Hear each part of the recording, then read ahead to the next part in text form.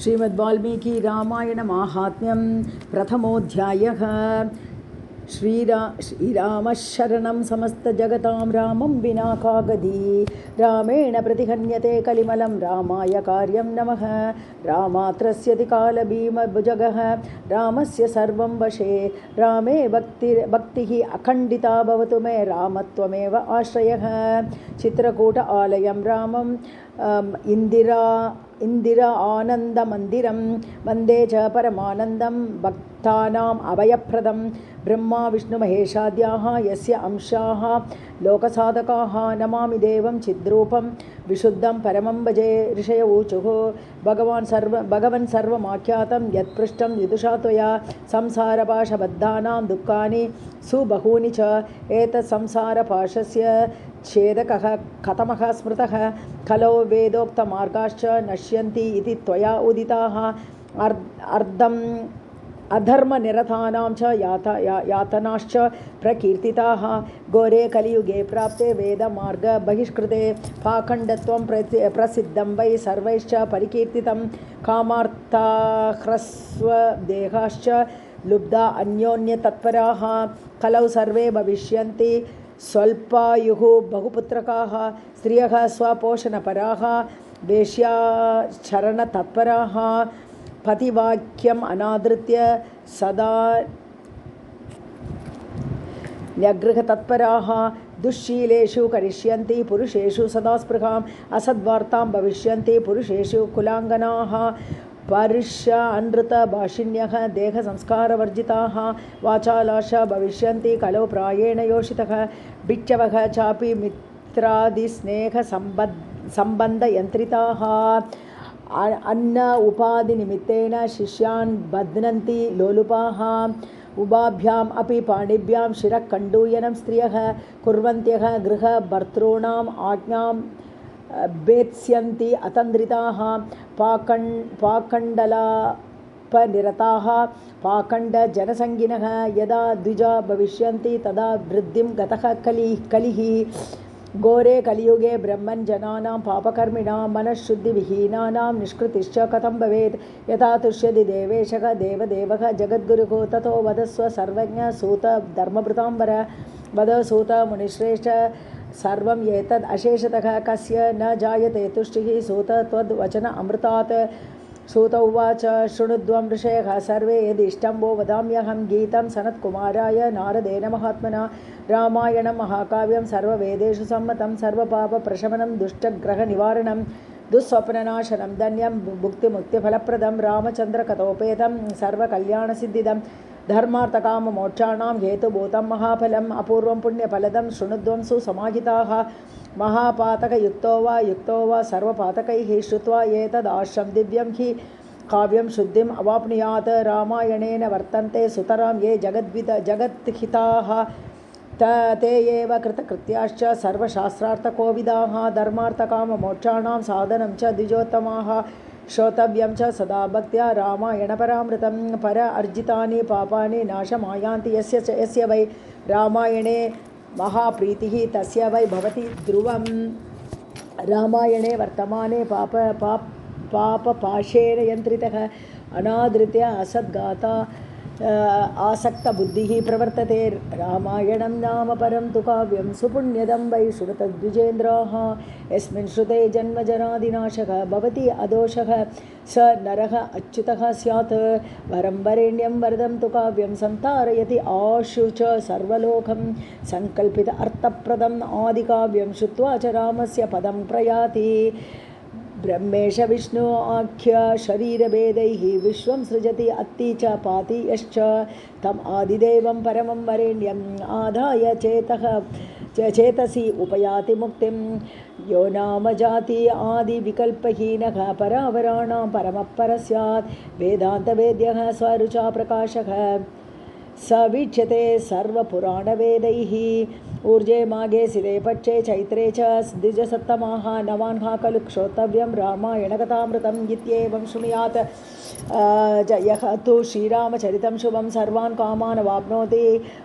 परत्र अमुत्र च उत्तमान्। त्रिसप्तकुलसंयुक्तः सर्वपापविवर्जितः प्रयाति रामभवनं यत्र गत्वा न शोचते। चैत्रे माघे कार्तिके च सिते पक्षे च वाचयेत् नवाहस्तु महापुण्यं श्रोतव्यं च प्रयत्नतः रामायणम् आदिकाव्यं स्वर्गमोक्षप्रदायकं तस्मात् घोरे कलियुगे सर्वधर्म बहिष्कृते नवभिः दिनैः श्रोतव्यं रामायणकथामृतं रामनाम परायेतो घोरे कलियुगे द्विजाः ते एव कृतकृत्याश्च न कलिः बाध्यते हि तान् कथा रामायणस्यापि नित्यं भवति यद्गृहे तद्गृहं तीर्थरूपं हि दुष्टानां पापनाशनं तावत् पापानि देहे अस्मिन् निवसन्ति तपोधनाः यावत् न श्रूयते सम्यक् श्रीमद् रामायणं नरैः दुर्लभा एव कथालोके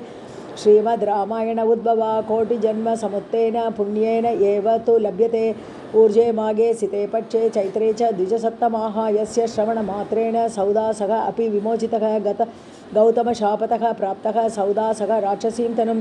रामायणप्रभावेण विमुक्तिं प्राप्तवान् पुनः यः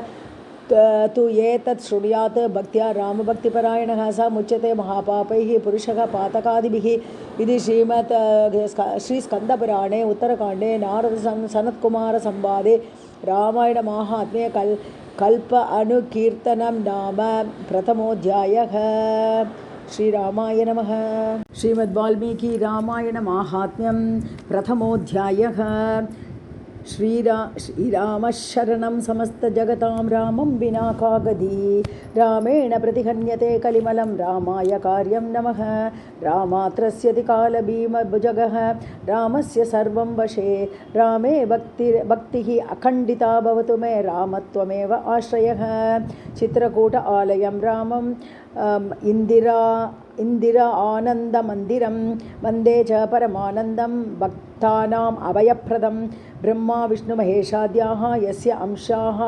लोकसाधकाः नमामि देवं चिद्रूपं विशुद्धं परमं भजे ऋषय ऊचुः भगवन् सर्वमाख्यातं यत्पृष्टं विदुषा त्वया संसारपाशबद्धानां दुःखानि सुबहूनि च एतत् संसारपाशस्य छेदकः कथमः स्मृतः खलो वेदोक्तमार्गाश्च नश्यन्ति इति त्वया उदिताः अधर्मनिरतानां च यातनाश्च प्रकीर्तिताः घोरे कलियुगे प्राप्ते वेदमार्ग बहिष्कृते पाखण्डत्वं प्रसिद्धं वै सर्वैश्च परिकीर्तितं कामार्थाह्रस्वदेहाश्च लुब्धा अन्योन्यतत्पराः कलौ सर्वे भविष्यन्ति स्वल्पायुः बहुपुत्रकाः स्त्रियः स्वपोषणपराः वेश्याचरणतत्पराः पतिवाक्यम् अनादृत्य सदा न्यगृहतत्पराः दुश्शीलेषु करिष्यन्ति पुरुषेषु सदा स्पृहाम् असद्वार्तां भविष्यन्ति पुरुषेषु कुलाङ्गनाः पारुष्य अनृतभाषिण्यः देहसंस्कारवर्जिताः वाचालाश भविष्यन्ति कलौ प्रायेण योषितः भिक्षवः चापि मित्रादिस्नेहसम्बन्धयन्त्रिताः अन्न उपाधिनिमित्तेन शिष्यान् बध्नन्ति लोलुपाः उभाभ्याम् अपि पाणिभ्यां शिरः कण्डूयनं स्त्रियः कुर्वन्त्यः गृहभर्तॄणाम् आज्ञां भेत्स्यन्ति अतन्द्रिताः पाकण्डलापनिरताः पाकण्डजनसङ्गिनः यदा द्विजा भविष्यन्ति तदा वृद्धिं गतः कलिः घोरे कलियुगे ब्रह्मन् जनानां पापकर्मिणां मनःशुद्धिविहीनानां निष्कृतिश्च कथं भवेत् यथा तुष्यति देवेशः देवदेवः जगद्गुरुः ततो वदस्व सर्वज्ञ सूत धर्मभृताम्बर वद सूत मुनिश्रेष्ठ सर्वं एतद् अशेषतः कस्य न जायते तुष्टिः सूत त्वद्वचन अमृतात् सूत उवाच शृणुध्वं ऋषयः सर्वे यदिष्टं वो वदाम्यहं गीतं सनत्कुमाराय नारदेन महात्मना रामायणं महाकाव्यं सर्ववेदेषु सम्मतं सर्वपापप्रशमनं दुष्टग्रहनिवारणं दुःस्वप्ननाशनं धन्यं भुक्तिमुक्तिफलप्रदं रामचन्द्रकथोपेतं सर्वकल्याणसिद्धिदं धर्मार्थकाममोक्षाणां हेतुभूतं महाफलम् अपूर्वं पुण्यफलदं शृणुध्वं सुसमाहिताः महापातकयुक्तो वा सर्वपातकैः श्रुत्वा एतदाश्रं दिव्यं हि काव्यं शुद्धिम् अवाप्नुयात् रामायणेन वर्तन्ते सुतरां ये जगद्हिताः ते एव कृतकृत्याश्च सर्वशास्त्रार्थकोविदाः धर्मार्थकाममोक्षाणां साधनं च द्विजोत्तमाः श्रोतव्यं च सदा भक्त्या रामायणपरामृतं पर अर्जितानि पापानि नाशमायान्ति यस्य वै रामायणे महाप्रीतिः तस्य वै भवति ध्रुवं रामायणे वर्तमाने पापपाशेन यन्त्रितः अनादृत्य असद्गाता आसक्तबुद्धिः प्रवर्तते रामायणं नाम परं तु काव्यं सुपुण्यदं वै श्रुतद्विजेन्द्राः यस्मिन् श्रुते जन्मजरादिनाशः भवति अदोषः स नरः अच्युतः स्यात् वरं वरेण्यं वरदं तु काव्यं संतारयति आशु च सर्वलोकं संकल्पित अर्थप्रदम् आदिकाव्यं श्रुत्वा च रामस्य पदं प्रयाति ब्रह्मेश विष्णु आख्य शरीरभेदैः विश्वं सृजति अत्ति च पाति यश्च तम् आदिदेवं परमं वरेण्यम् आधाय चेतसि उपयाति मुक्तिं यो नाम जाति आदिविकल्पहीनः परावराणां परमः स्यात् वेदान्तवेद्यः स्वरुचा प्रकाशः स वीक्ष्यते सर्वपुराणवेदैः ऊर्जे माघे सिरे पक्षे चैत्रे च द्विजसप्तमाः नवान्हा खलु श्रोतव्यं रामायणकथामृतम् इत्येवं शृणुयात् यः तु श्रीरामचरितं शुभं सर्वान् कामान् वाप्नोति परत्र अमुत्र च उत्तमान् त्रिसप्तकुलसंयुक्तः सर्वपापविवर्जितः प्रयाति रामभवनं यत्र गत्वा न शोचते चैत्रे माघे कार्तिके च सिते पक्षे च वाचयेत् नवाहस्तु महापुण्यं श्रोतव्यं च प्रयत्नतः रामायणम् आदिकाव्यं स्वर्गमोक्षप्रदायकं तस्मात् घोरे कलियुगे सर्वधर्मबहिष्कृते नवभिः दिनैः श्रोतव्यं रामायणकथामृतं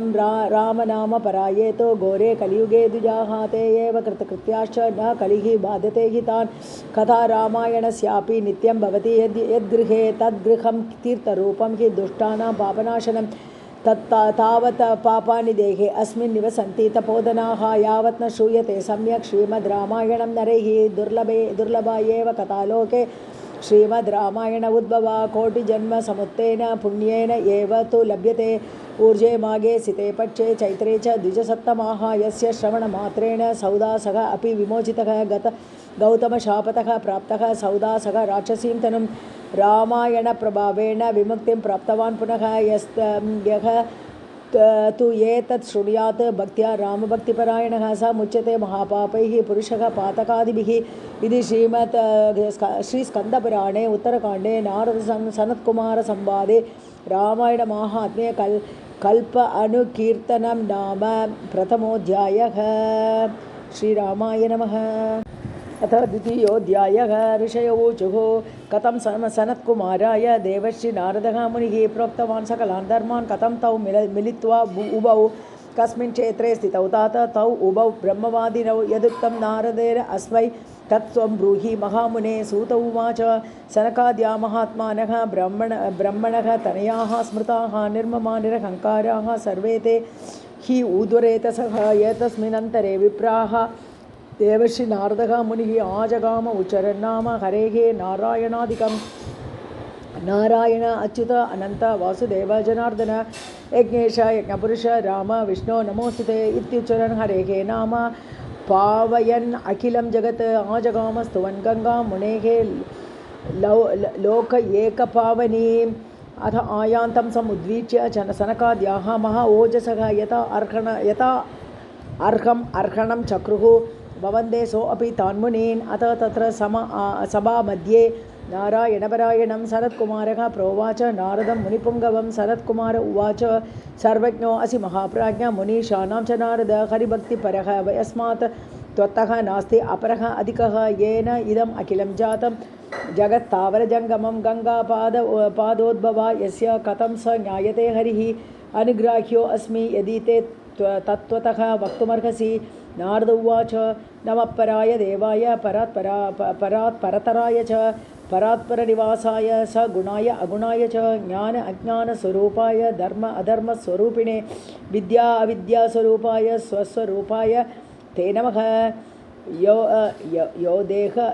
यो दैत्यहन्ता नरकान्तकश्च भुजाग्रमात्रेण च धर्मगोप्ता भूभारसङ्गातविनोदकामं नमामि देवं रघुवंशदीपम् आविर्भूतः चतुर्दायः कपिभिः परिवारितः हतवान् राक्षस अनीकं रामं दाशरथिं भजे एवमादीनि अनेकानि चरितानि महात्मनः तेषां नामानि संख्यातुं शक्यन्ते न अब्धकोटिभिः महिमानं तु यन्नाम्नः पारं गन्तुं न शक्यते मुनिभिश्च मुनीन्द्रैश्च कथं तं क्षुल्लकः भजेत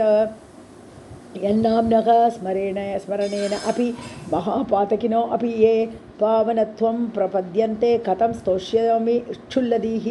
रामायणपराये तु घोरे कलियुगे द्विजाः ते एव कृतकृत्याश्च तेषां नित्यं नमोऽस्तु ते ऊर्जे मासि सिते पक्षे चैत्रे माघे तथैव च नवान्खा किल श्रोतव्यं रामायणकथामृतं गौतमशापतः प्राप्तः सुदासः राक्षसीं तनुं रामायणप्रभावेन विमुक्तिं प्राप्तवानसौ सनत्कुमार उवाच रामायणं केन प्रोक्तं सर्वधर्मफलप्रदं प्राप्तः कथं गौतमेन सौदासः मुनिसत्तमः रामायणप्रभावेन कथं भूयः विमोचितः अनुग्राह्यो अस्मि यदि ते तत्त्वतः वक्तुमर्हसि सर्वमेतत् अशेषेण मुने नः वक्तुमर्हसि शृण्वतां वदतां चैव कथा पापविनाशिनी नारद उवाच शृणु रामायणं विप्र यद् वाल्मीकिमुख उद्गतं नवान्हा खलु श्रोतव्यं रामायणकथामृतम् आस्ते कृतयुगे विप्रः धर्म कर्म विशारदः सोमदत्त इति ख्यातः नाम्ना धर्मपरायणः विप्रः तु गौतमाख्येन मुनिना बाहुवादिना ब्रह्मवादिना श्रावितः सर्वधर्मांश गङ्गातीरे मनोरमे पुराणशास्त्रकथनैः तेन असौ बोधितः अपि च श्रुतवान् सर्वधर्मान् वै तेन उक्तान् अखिलानपि कदाचित् परमेशस्य परिचर्यापरः अभवत् उपस्थितायापि तस्मै प्रणामं न चकार सः स तु शान्तः महाबुद्धिः गौतमः तेजसां निधिः शास्त्र उदितानि कर्माणि करोति स मुदं ययौ यः तु अर्चितः महादेवः शिवः सर्वजगद्गुरुः गुरु अवज्ञाकृतं पापं राक्षसत्वे नियुक्तवान् उवाच प्राञ्जलिः भूत्वा विनयेषु च कोविदः विप्र उवाच भगवन् सर्वधर्मज्ञ सर्वदर्शिन् सुरेश्वर क्षमस्व भगवान् सर्वम् अपराधः कृतो मया गौतम उवाच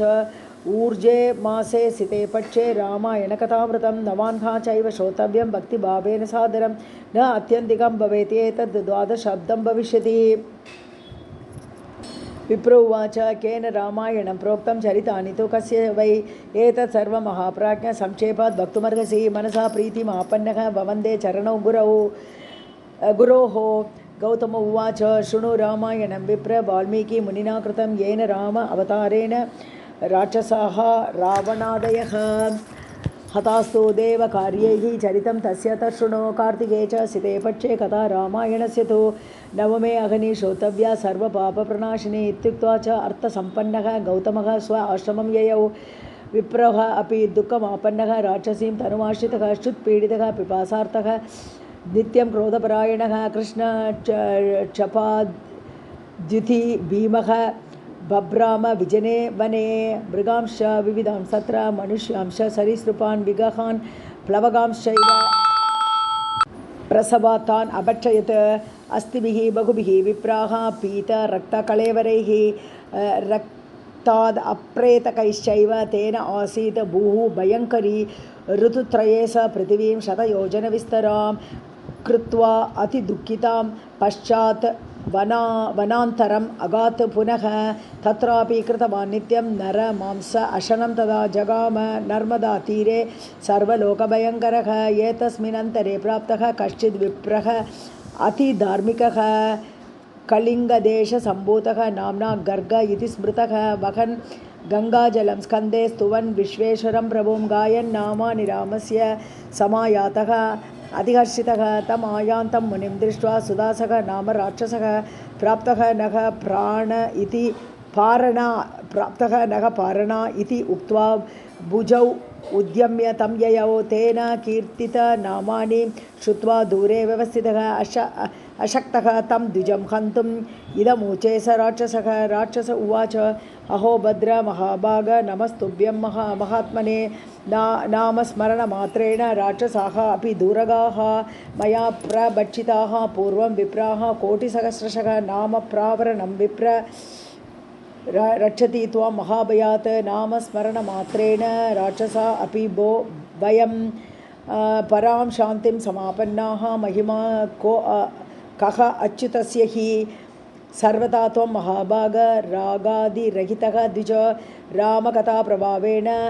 पाहि अस्मात् पातक अधमात् गुरु अवज्ञा मया पूर्वं कृता च मुनिसत्तम कृतः च अनुग्रहः पश्चात् गुरुणा उक्तम् इदं वचः वाल्मीकिमुनिना पूर्वं कथा रामायणस्य च ऊर्जे मासे सिते पक्षे श्रोतव्या च प्रयत्नतः गुरुणापि पुनः प्रोक्तं रम्यं तु शुभदं वचः नवान्हा खलु श्रोतव्यं रामायणकथामृतं तस्माद् ब्रह्मन् महाभाग सर्वशास्त्रात् कोविद कथाश्रवणमात्रेण पाहि अस्मात् पापकर्मणः नारद उवाच ततो रामायणं ख्यातं राममाहात्म्यम् उत्तमं निशम्य विस्मय आविष्टः बभूव द्विजसत्तमः ततो विप्रः कृपाविष्टः रामनामपरायणः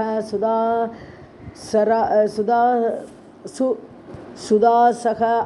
राक्षसं नाम च इदं वाक्यम् अब्रवीत् विप्र उवाच राक्षसेन्द्र महाभाग मतिहीते विमला अभवत् अस्मिन् ऊर्जे सिते पक्षे रामायणकथां शृणु त्वं राममाहात्म्यं रामभक्तिपरायण रामध्यानपराणां च कः समर्थः प्रबादितुं रामभक्तिपरः यत्र तत्र ब्रह्मा हरिः शिवः तत्र देवाश्च सिद्धाश्च रामायणपरा नराः तस्माद् ऊर्जे सिते पक्षे रामायणकथां शृणु नवान्हा खलु श्रोतव्यं सावधानः सदा भव इत्युक्त्वा कथयामास रामायणकथामुनिः कथाश्रवणमात्रेण राक्षसत्वम् अपाकृतं विसृज्य राक्षसंभावम् अभवत्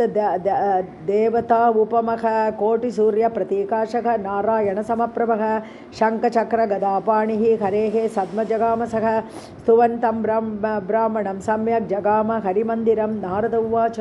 तस्मात् शृणुध्वं विप्रेन्द्राः रामायणकथामृतं स तस्य महिमा तत्र ऊर्जे मासी च कीर्त्यते यन्नाम स्मरणादेव महापातककोटिभिः विमुक्तः सर्वपापेभ्यः नरो याति परां गतिं रामायण इति यन्नाम सकृद् अपि उच्यते सदा यदा तदैव पापनिर्मुक्तः विष्णुलोकं स गच्छति ये पठन्ति सदा आख्यानं भक्त्या शृण्वन्ति ये नराः गङ्गास्नान शतगुणं तेषां संजायते फलम् इति श्रीस्कन्दपुराणे उत्तरकाण्डे नारदसनत्कुमारसंवादे रामायणमाहात्म्ये राक्षसमोक्षणं नाम द्वितीयोऽध्यायः। सीतारामाय नमः। सीतारामाभ्यां नमः। अथ तृतीयोऽध्यायः। सनत्कुमार उवाच अहो विप्र इदं प्रोक्तम् इतिहासं च नारद रामायणस्य माहात्म्यं त्वं पुनर्ह वद विस्तरात् अन्यमासस्य माहात्म्यं कथयस्व प्रसादतः कस्य न जायते तुष्टिः मुने त्वद्वचनामृतात् नारद उवाच सर्वे यूयं महाभागाः कृतार्थाः न अत्र संशयः यतः प्रभावं रामस्य भक्तितः श्रोतुमुद्यताः माहात्म्यश्रवणं यस्य राघवस्य कृतात्मना दुर्लभं प्राहुः अत्यन्तं मुनयः ब्रह्मवादिनः शृणुध्वं ऋषयः चित्रम् इतिहासं पुरातनं सर्वपापप्रशमनं सर्वरोगविनाशनम् आसीत् पुरा द्वापरे च सुमतिः नाम भूपतिः सोमवंश उद्भवः श्रीमान् सप्तद्वीप एकनायकः धर्मात्मा सत्यसम्पन्नः सर्वसम्पद्विभूषितः सदा रामकथासेवी रामपूजापरायणः रामपूजापराणां च शुश्रूषुः अनहङ्कृतिः पूजेषु पूजानिरतः समदर्शी गुणान्वितः सर्वभूतहितः शान्तः कृतज्ञः कीर्तिमान् नृपः तस्य भार्या महाभागा सर्वलक्षणसंयुता पतिव्रता पतिप्राणा नाम्ना सत्यवती श्रुता तौ उभौ दम्पती नित्यं रामायणपरायणौ अन्नदानरतौ नित्यं जलदानपरायणौ तडाग आराम वापी आदीन् असङ्ख्यातान् वितेनतुः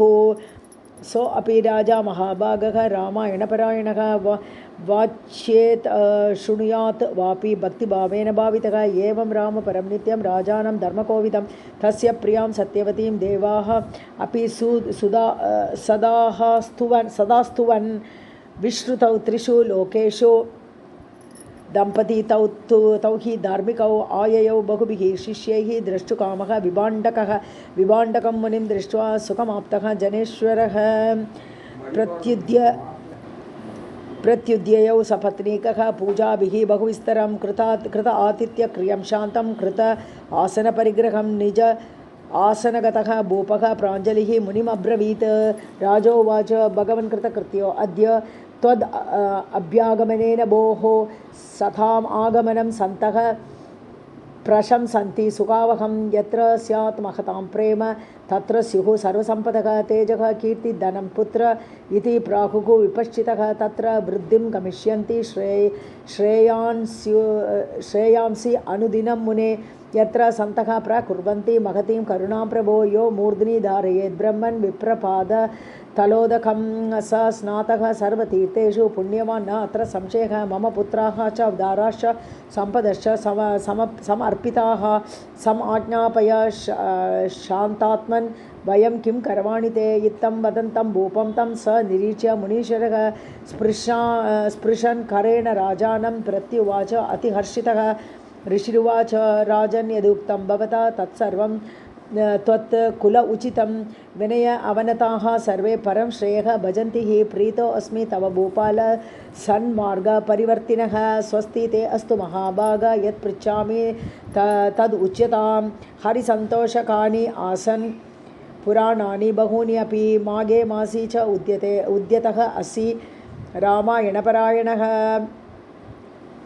तव भार्या अपि साध्वी इयं नित्यं रामपरायणा किमर्थम् एतद् वृत्तान्तं यथावत् वक्तुमर्हसि राजोवाच शृणुष्व भगवन् सर्वं यत्पृच्छसि वदामि तत् आश्चर्यं यदि लोकानाम् आवयोः चरितं मुने अहम् आसं पुरा शूद्रः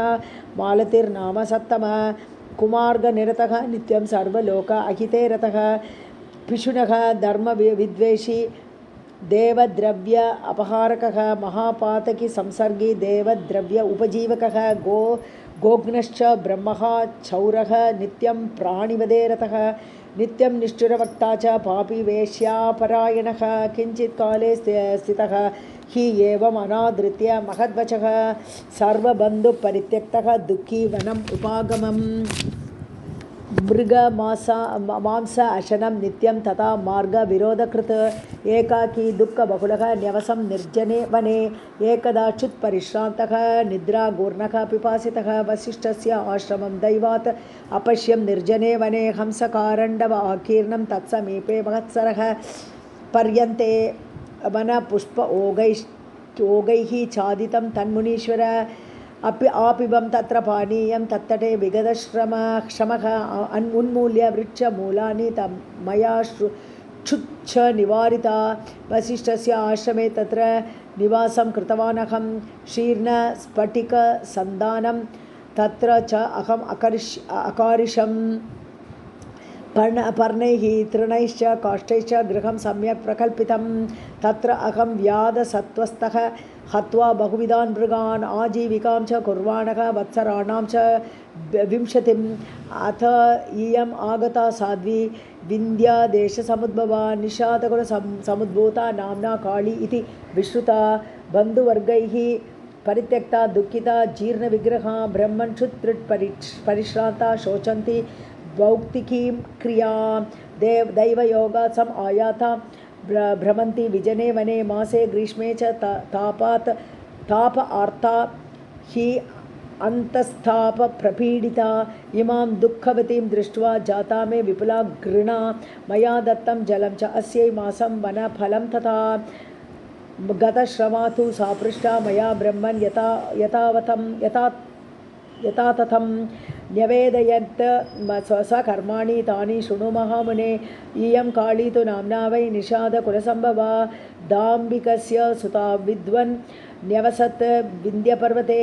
परस्वहारिणी नित्यं सदा पैशून्यवादिनी बन्धुवर्गैः परित्यक्ता यतः हतवती पतिं कान्तारे विजने ब्रह्मन् मत्समीपम् उपागता इत्येव स्वकृतं कर्म सर्वे मह्यं निवेदयत् वसिष्ठस्य आश्रमे पुण्ये अहं च इयं च वैमुने दम्पती भावमाश्रित्य स्थितौ मांस अशिनौ तदा उद्यम अर्थे गतौ चैव वसिष्ठस्य आश्रमं तदा दृष्ट्वा चैव समाजं च देवर्षीणां च सत्तमा रामायणपरा विप्रा मागे दृष्ट्वा दिने दिने निराहारौ च विक्रान्तौ क्षुत् पिपासा प्रपीडितौ अनिच्छया गतौ तत्र वसिष्ठस्य आश्रमं प्रति रामायणकथां श्रोतुं नवान्हा चैव भक्तितः तत्काल एव पञ्चत्वम् आवयोः अभवत् मुने कर्मणा तेन तुष्टात्मा भगवन् मधुसूदनः स्वदूतान् प्रेषयामास मद आहरणकारणात् आरोप्य मां विमाने तु जग्मुहूते च परं पदम् आवां समीपमापन्नौ देवदेवस्य चक्रिणः भुक्तवन्तौ महाभोगान् यावत् कालं शृणुष्व मे युगकोटिसहस्राणि युगकोटिशतानि च उषित्वा रामभवने ब्रह्मलोकम् उपागतौ तावत् कालं च तत्रापि स्थित्वा ऐन्द्रपदम् आगतौ तत्रापि तावत् कालं च भुक्त्वा भोगान् अनुत्तमान् ततः पृथिवीं वयं प्राप्ताः क्रमेण मुनिसत्तम अत्रापि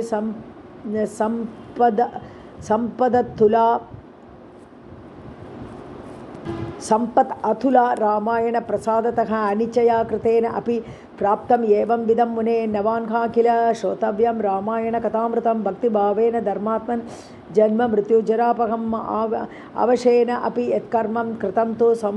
सुमहत्फलं ददाति शृणु विप्रेन्द्र रामायण प्रसादतः नारद उवाच एतत् सर्वं निशम्य असौ विभाण्डकः मुनीश्वरः अभिनन्द्य महीपालं प्राययो स्वतपोवनं तस्मा शृणुध्वं विप्रेन्द्राः देवदेवस्य चक्रिणः रामायणकथा चैव कामधेनुपमा स्मृता माघे मासे सिते पक्षे रामायणं प्रयत्नतः नवान्हा किल श्रोतव्यं सर्वधर्मफलप्रदं य इदं पुण्यमाख्यानं सर्वपापप्रणाशनं वाचये शृणुयात् वापि रामभक्तश्च जायते इति श्रीस्कन्दपुराणे उत्तरकाण्डे नारद सनत्कुमार संवादे रामायण महात्म्ये माघमासफल अनुकीर्तनं नाम तृतीयोऽध्यायः। सीतारामाभ्यां नमः। अथ चतुर्थोऽध्यायः। नारद उवाच अन्यमासं प्रवक्ष्यामि शृणुध्वं सुसमाहिताः सर्वपापहरं पुण्यं सर्वदुःखनिबर्हणं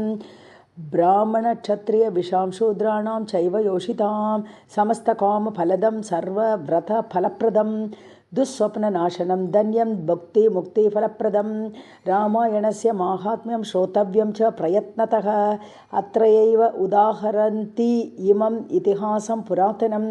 पठतां शृण्वतां चैव सर्वपापप्रणाशनम् आसीत् पुरा कलियुगे कलिकः नाम लुब्धकः परदार परद्रव्यहरणे सततं रतः परनिन्दापरः नित्यं जन्तुपीडाकरः तथा हतवान् ब्राह्मणान् गावः शतशः अथ सहस्रशः देवस्वहरणे नित्यं परस्वहरणे तथा तेन पापानि अनेकानि कृतानि सुमहान्ति च न तेषां शक्यते वक्तुं संख्या वत्सरकोटिभिः स कदाचित् महापापः जन्तूनाम् अन्तक उपमः सौवीरनगरं प्राप्तः सर्व ऐश्वर्यसमन्वितं योषिद्भिः भूषिताभिश्च सरोभिः विमल उदकैः अलङ्कृतं विपणिभिः ययौ देवपुरोपमं तस्य उपवनमध्यस्थं रम्यं केशवमन्दिरं छादितं हेमकलशैः दृष्ट्वा व्याधः मुदं ययौ हरामि अत्र सुवर्णानि बहूनि इति विनिश्चितः जगाम रामभवनं कीनाशः चौर्यलोलुपः तत्र अपश्यत् द्विजवरं शान्तं तत्त्वार्थकोविदम् परिचर्यापरं विष्णोः उत्तङ्गं तपसां निधिम् एकाकिनं दयालुं च निःस्पृहं ध्यानलोलुपं दृष्ट्वा असौ लुब्धकः मेने तं चौर्यस्य अन्तरायिणं देवस्य द्रव्यजातं तु समादाय महानिशि उत्तङ्गं हन्तुमारेबे उद्यत असिः मद उदतः पादेन आक्रम्य तद्वक्षः गलं संगृह्य पाणिना हन्तुं कृतमतिं व्याधम् उत्तङ्गः प्रेक्ष्य च अब्रवीत् उत्तङ्ग उवाच भोः साधो वृता मां त्वं हनिष्यसि निरागसं मया किम् अपराधं ते तद्वद त्वं च लुब्धक कृत अपराधिनः लोके हिंसां कुर्वन्ति यत्नतः न हिंसन्ति वृता सौम्य सज्जनाः अपि अपापिनं विरोधिषु अपि मूर्खेषु निरीक्ष्य अवस्थितान् गुणान् विरोधं न अधिगच्छन्ति सज्जनाः शान्तचेतसः बहुधा वाच्यमानो अपि यो नरः क्षमया अन्वितः तम् उत्तमं नरं प्राहुः विष्णोः प्रियतरं तथा सुजनः न याति वैरं परहित निरतो विनाशकाले अपि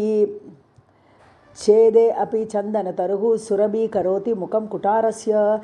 अहो विधिः वै बलवान् बाधते बहुधा जनान् सर्वसङ्गविहीनो अपि बाध्यते तु दुरात्मना अहो निष्कारणं लोके बाधन्ते दुर्जना जनान् धीवराः पिशुनाः व्याधाः लोके अकारणवैरिणः अहो बलवती माया मोहयति अखिलं जगत् पुत्रं मित्र कलत्र आद्यैः सर्वदुःखेन योज्यते परद्रव्य अपहारेण कलत्रं पोषितं च यत्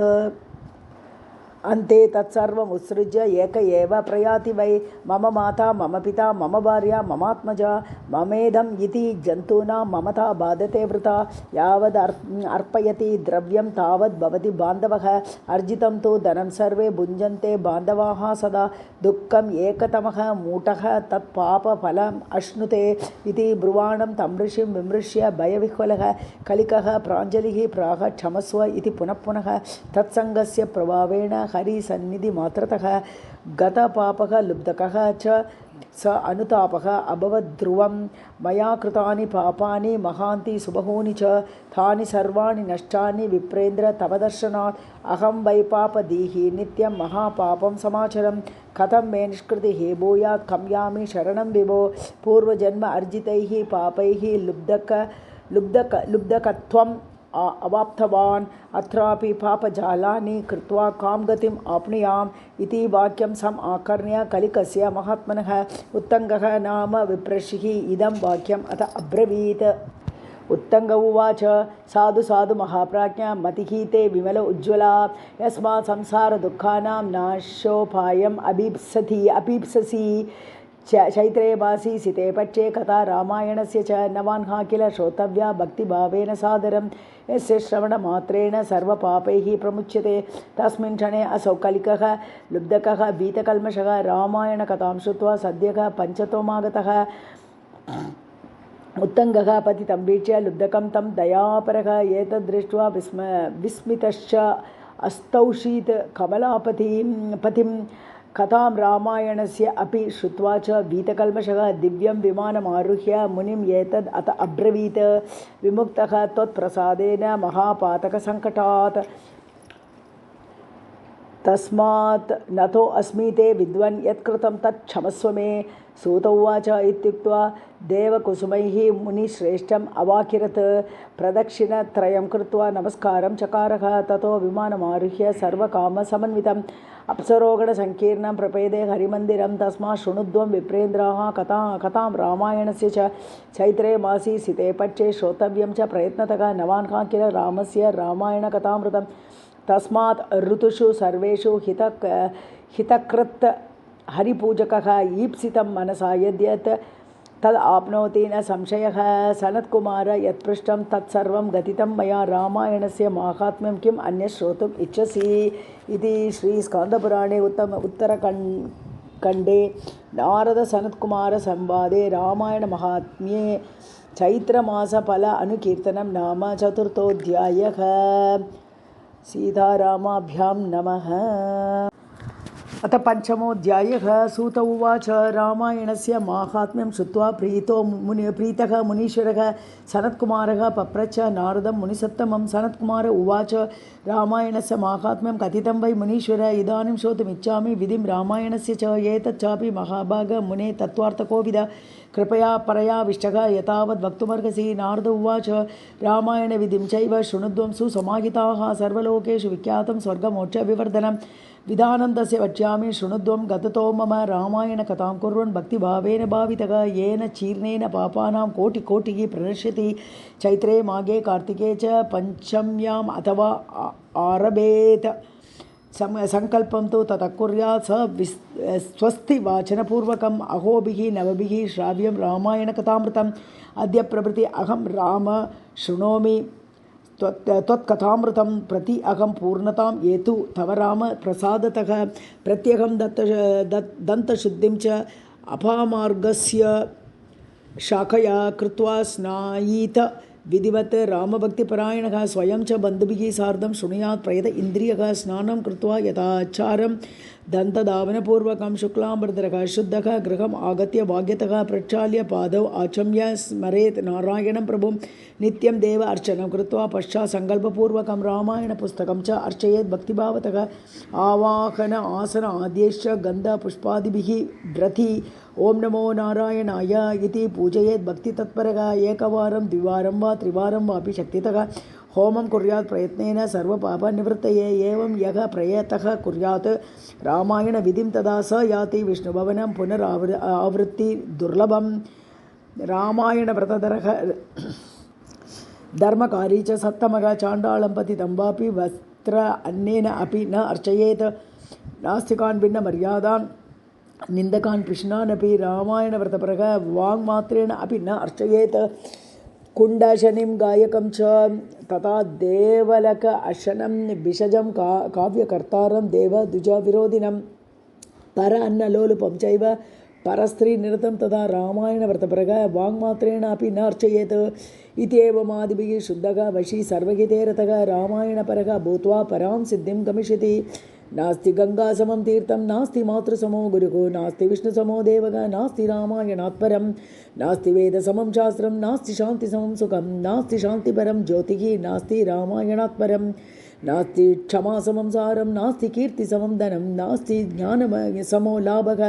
नास्ति रामायणात् परं तदन्ते वेदविदुषे गां दद्यात् च स दक्षिणां रामायणं पुस्तकं च वस्त्र अलङ्करण आदिकं रामायणपुस्तकं यो वाचकाय प्रयच्छति स याति विष्णुभवनं यत्र गत्वा न शोचति नवाहज फलं कर्तुः शृणु धर्मविदाम्बर पञ्चम्यां च समारभ्य रामायणकथामृतं कथाश्रवणमात्रेण सर्वपापैः प्रमुच्यते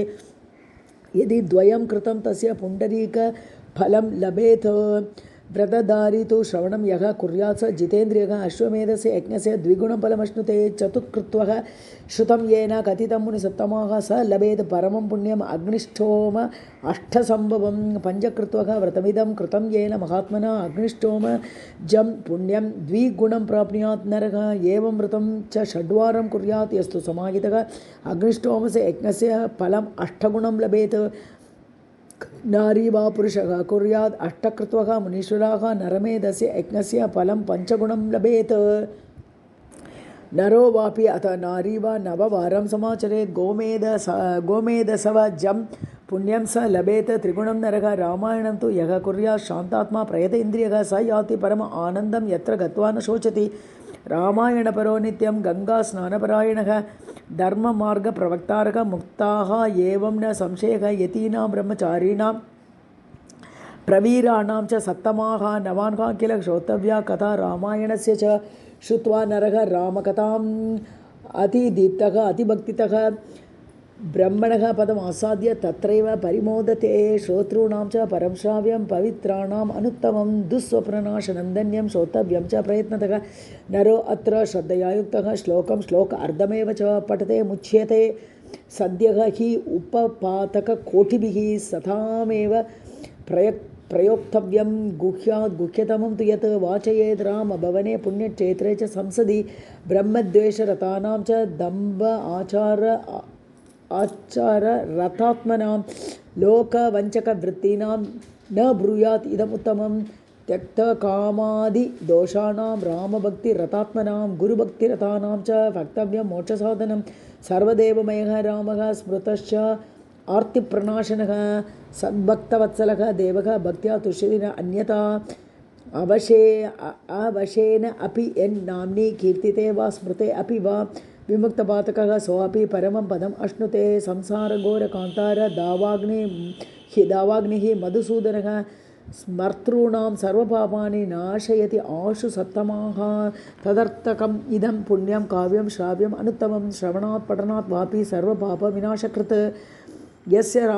रामरसे प्रीतिः वर्तते भक्तिसंयुता स एव कृतकृत्यश्च सर्वशास्त्रार्थकोविदः तद अर्जितं तपपुण्यं तत्सत्यं सफलं द्विजाः यदर्थश्रवणे प्रीतिः अन्यथा न हि वर्तते रामायणपरा ये तो रामनामपरायणाः ते एव कृतकृत्याश्च घोरे कलियुगे द्विजाः नवान्हा किल श्रोतव्यं रामायणकथामृतं ते कृतज्ञाः महात्मानः तेभ्यः नित्यं नमो नमः। राम राम नामैव नामैव नामैव मम जीवनं खलो नास्त्येव नास्त्येव नास्त्येव गतिः अन्यथा। सूत उवाच एवं सनत्कुमारः तु नारदेन महात्मना सम्यक् प्रबोधितः सद्यः